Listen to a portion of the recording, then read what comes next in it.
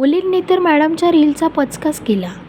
तर नमस्कार मित्रांनो, जय महाराष्ट्र। कशा आहात तुम्ही? तुम्हाला पण असंच वाटत असेल की मी एवढी तयारी करून चालली तरी कुठे?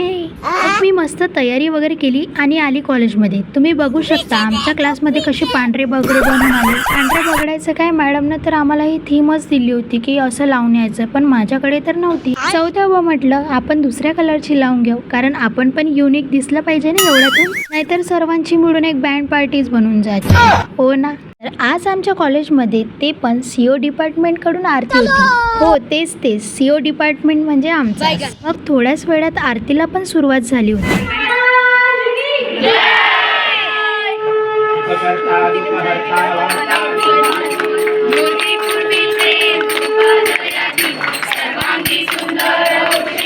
मग आरती पण झाली होती। मग तेवढ्यातच सरने इंट्रोडक्शन दिलं होतं की आमच्या कॉलेजमध्ये उद्या स्पोर्ट डे आहे। बघा ना, हे कशी गणपती बाप्पाचे 2-2 मोदक खात आहे।